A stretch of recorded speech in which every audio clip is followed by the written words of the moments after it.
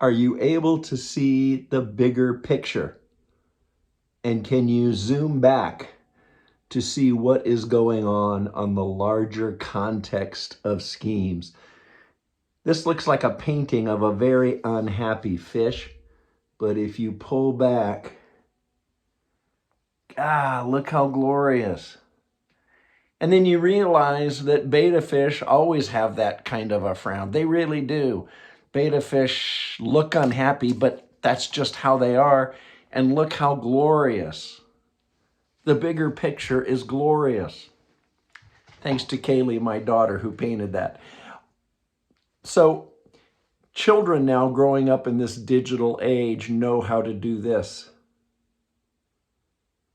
It takes the picture down so that you can see the bigger image. Sometimes I do that with my maps, digital maps, GPS, or on my phone. I'll do this to see the bigger picture of the surrounding territory. Why am I bringing this up? I'm Andy Ross, one of the pastors at Northminster Presbyterian Church in Tucson, Arizona. Thanks for clicking on our daily devotional. We're continuing in these interesting Joseph saga stories in the book of Genesis. In Genesis 45 today, things come to a wonderful emotional burst conclusion. Joseph finally reveals to his guilty brothers that he is Joseph. He is the top emissary to Pharaoh now in Egypt. And listen to what he declares instead of just throwing rocks of guilt and shame and punishment. He has a right to, but listen to what Joseph says as he reveals himself to his brothers.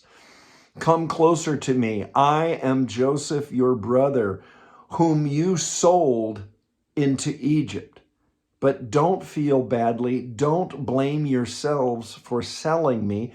God was behind it. God sent me here ahead of you.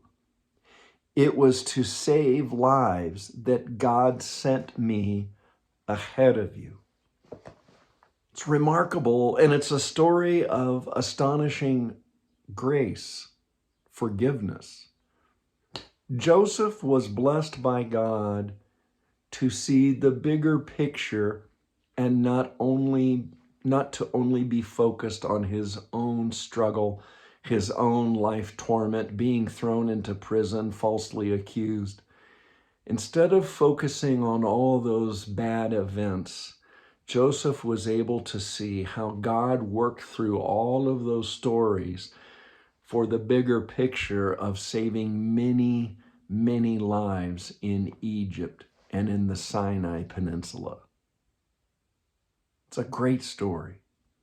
It teaches me, when I'm focused only on my own aches or pains, to try to see God's bigger picture and how God is giving us a glimpse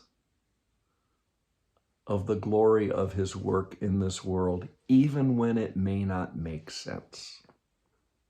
Today, in your life with God, in your life with your own struggles, try to reflect on the bigger picture of all the ways you can be a part of God's glory work of bringing help, salvation, hope to many around you.